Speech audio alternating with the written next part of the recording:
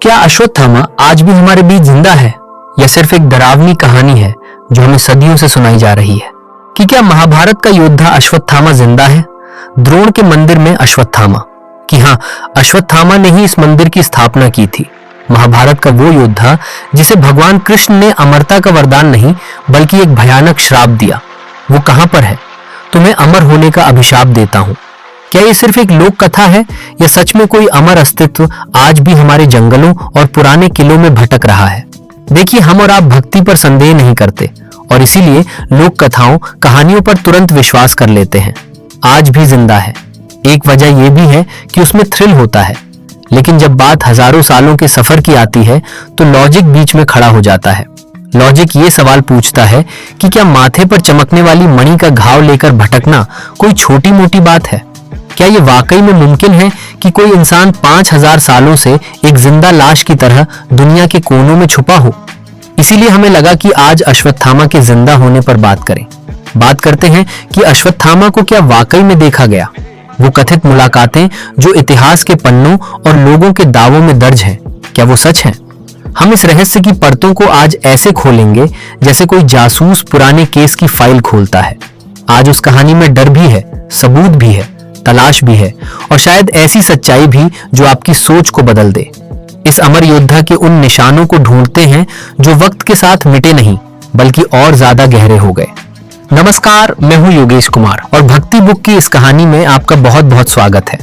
अश्वत्थामा गुरु द्रोणाचार्य के वो पुत्र जिन्होंने पांडवों के बच्चों का कत्ल कर दिया। पेट में नवजात बच्चे को मारने के लिए वो हथियार उठा चुके थे। श्री कृष्ण ने जिन्हें शाप दिया, उनकी अमर मणि को निकाल लिया। कई लोग ये दावा करते हैं कि वो असीरगढ़ के किले में आज भी मौजूद है। अब असीरगढ़ का किला जो नहीं जानते उन्हें बता दें कि मध्य प्रदेश के बुरहानपुर के पास असीरगढ़ का किला जो है वो है। ये किला सिर्फ पत्थरों का ढांचा नहीं बल्कि अश्वत्थामा के अस्तित्व का सबसे बड़ा सेंटर माना जाता है। कई बार वहां के स्थानीय निवासी ये दावा करते हैं कि इस किले के गुप्त रास्तों के जरिए अश्वत्थामा आज भी भगवान शिव के मंदिर पहुंचता है। कई बार यह दावा किया गया कि मंदिर के कपाट जब सुबह खुलते हैं तो शिवलिंग पर ताजे गुलाब, चंदन का लेप मिलता है। कई सीसीटीवी फुटेज, स्थानीय पुजारियों के इंटरव्यूज में भी दावा किया गया कि रात के सन्नाटे में मंदिर के अंदर किसी की मौजूदगी महसूस की गई। अब क्या कोई इंसानी हाथ इतनी सफाई से ये काम हर रोज कर सकता है? क्योंकि किले की सुरक्षा भौगोलिक स्थिति बड़ी जटिल है। हालांकि विज्ञान इसे सीधे तौर पर स्वीकार नहीं करता, लेकिन वहां की हवाओं में एक भारीपन है जो तरु को कमजोर करता है। अश्वत्थामा वैसे भी कोई साधारण व्यक्ति नहीं, अगर कहानियों पर यकीन माने। एक ऐसा शापित अस्तित्व हो सकता है जो अपनी पीड़ा को कम करने के लिए महादेव की शरण में। जब आप उस मंदिर की शांति को महसूस करते हैं तो कई बार ये दिल मानने को मजबूर हो जाता है। क्या जो दावा लोग कर रहे हैं वो पूरी तरह गलत है?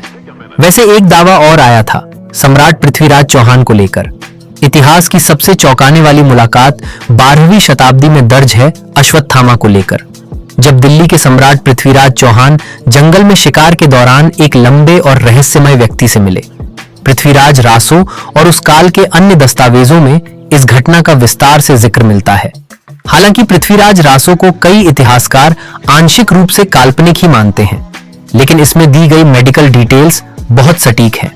पृथ्वीराज चौहान आयुर्वेद के बड़े जानकार थे। यहाँ पर दावा किया गया कि उन्होंने देखा कि एक व्यक्ति है जिसके माथे पर एक बड़ा भयानक घाव है जिससे लगातार खून मवाद बह रहा है। फिर पृथ्वीराज ने अपनी मेडिकल नॉलेज लगाई, पर वो घाव टस से मस नहीं हुआ। 7 दिनों की मेहनत के बाद जब कोई नतीजा नहीं हुआ तो पृथ्वीराज को संदेह हुआ कि उनके सामने खड़ा व्यक्ति कोई आम इंसान नहीं। तब उस शख्स ने अपनी असलियत बताई। अब यह तर्क ये कहता है कि अगर ये सिर्फ एक कवि कल्पना होती तो महान राजा की चिकित्सा शक्ति को फेल हुआ नहीं दिखाया होता। यह सफलता इस कहानी की क्रेडिबिलिटी को बढ़ा रही है कि वो घाव किसी दवा से नहीं बल्कि ईश्वरीय न्याय से बना था। एक और थ्योरी आती है, नर्मदा नदी के तट पर अश्वत्थामा तेल मांगता है। नर्मदा नदी के किनारे बसे साधुओं और परिक्रमा करने वाले यात्रियों की गवाही भी एक मजबूत सबूत है। ये पैटर्न सदियों से रिपीट हो रहा है।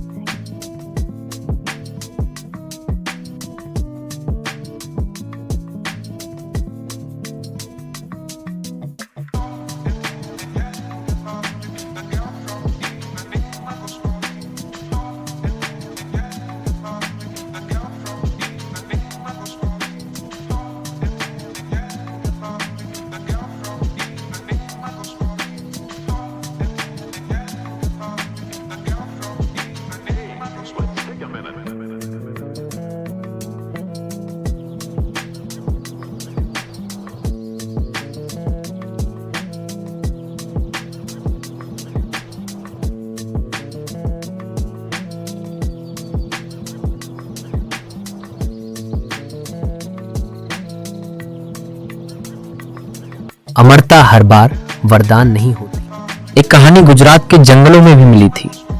जैसे जैसे दुनिया आधुनिक हुई, अश्वत्थामा को दिखने की खबरें कम हुई, लेकिन बंद नहीं हुई।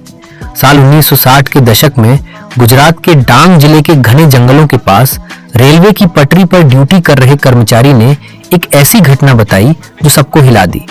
उसने एक आदमी को पटरी पार करते हुए देखा, जो कद में किसी ऊंचे बिजली के खंभे जैसा लग रहा था। कर्मचारी ने टॉर्च जलाई तो देखा उस आदमी का चेहरा पुराना, थका हुआ था। जब वो कर्मचारी डर के मारे शोर मचाने लगा तो वो विशाल आकृति पलक झपकते घने पेड़ों के बीच ओझल हो गई। अब यहाँ पर इसे नजर का धोखा माना जा सकता है, लेकिन उस इलाके के आदिवासी समुदाय में एक ऐसे अमर शिकारी की कहानियां पीढ़ियों से चली आ रही हैं। वैज्ञानिक रूप से कहें तो कोई भी इंसान इतने हजारों सालों तक जीवित नहीं रह सकता, लेकिन शायद हम अभी भी प्रकृति के उन तमाम नियमों को नहीं जानते जो समय को रोक सकते हैं। ये घटना याद दिलाती है कि मॉडर्न दुनिया के शोर के पीछे भी कुछ प्राचीन रहस्य जीवित हैं। अब सवाल यह है कि क्या अश्वत्थामा भविष्य के किसी बड़े युद्ध का इंतजार कर रहा था? क्योंकि पुराणों के अनुसार अश्वत्थामा का सफर खत्म नहीं हुआ। वो 7 ऋषियों में से एक बनकर अगले मनवंतर में आएंगे और उससे पहले उन्हें कलयुग के अंत तक यही रहना है। भविष्य पुराण कल्कि पुराण में लिखा गया है कि जब भगवान विष्णु का 10वां अवतार कल्कि धरती पर आएगा तो अश्वत्थामा के साथ मिलकर धर्म के खिलाफ युद्ध लड़ा जाएगा। अभी अपने आप में सोचने पर भी रोंगटे खड़े करता है कि जिस योद्धा ने एक बार गलत रास्ते का चुनाव किया, वो हजारों सालों के प्रायश्चित के बाद धर्म की रक्षा करेगा। उसका आज भी भटकना इस बात का संकेत हो सकता है कि उसे अभी तक अपनी मुक्ति का अंतिम अवसर नहीं मिला। वो एक ऐसी अंधेरी सुरंग में है जिसके अंत में एक नई सुबह का इंतजार है। इसीलिए अश्वत्थामा की कहानी कोई साधारण कहानी नहीं है, एक आध्यात्मिक टाइम लूप जैसा महसूस होता है। अश्वत्थामा हमें ये सिखाने के लिए शायद आज भी जिंदा है कि कर्म का फल कभी खत्म नहीं होता, चाहे समय कितना बीत जाए, चाहे जितने युग आ जाएं, बदल जाएं। अश्वत्थामा का रहस्य सुलझने के बजाय दरअसल और गहरा हो जाता है। असीरगढ़ के किले से लेकर नर्मदा के तट, पुराने रिकॉर्ड, आधुनिक गवाहियां, ये सब उस योद्धा की आहत को बताते हैं। दुनिया का बड़ा हिस्सा इसे माइथोलॉजी मान सकता है, लेकिन जो इसे महसूस करते हैं उनके लिए अश्वत्थामा एक जीवंत सत्य है, एक ऐसा लिविंग लेजेंड जो हमारे बीच रहकर भी हमसे कोसों दूर है। वो माथे का घाव, तेल का मांग, ये सब सिर्फ डराने के लिए नहीं है, बल्कि याद दिलाने के लिए भी कि हमारे कर्म ही हमारा भाग्य तय करते हैं। रिसर्च डेटा बताते हैं कि समय के साथ गवाह बदले, लेकिन जगह बदलने के साथ उस योद्धा की पहचान, उसकी पीड़ा नहीं बदली। इसीलिए शायद निष्कर्ष ये कि अश्वत्थामा शायद तब तक नहीं मिटेगा जब तक वो अपनी अंतिम जंग नहीं लड़ पाता। कलयुग के आखिरी पन्ने तक इस कहानी का गवाह बने रहेगा। शायद अश्वत्थामा की कहानी सिर्फ डराने के लिए नहीं, बल्कि याद दिलाने के लिए भी है कि कर्म का लेखा जोखा कभी खत्म नहीं होता। बाकी आप बताइए, क्या आप अश्वत्थामा की कहानी पर यकीन करते हैं या सिर्फ इसे एक लोक कथा मानते हैं? क्या भगवान में विश्वास करते हैं? कमेंट सेक्शन आपका इंतजार कर रहा है। कोई और कहानी सुननी हो तो जरूर बताइएगा। साथ ही एक कमेंट और, क्या अश्वत्थामा के साथ ज्यादा गलत हुआ था या अश्वत्थामा ने ज्यादा गलत किया था? क्या आपको भी कर्ण अश्वत्थामा को लेकर संवेदनाएं होती हैं या आपको लगता है नहीं, ये उनके कर्मों की सजा थी? कमेंट सेक्शन आपका इंतजार कर रहा है।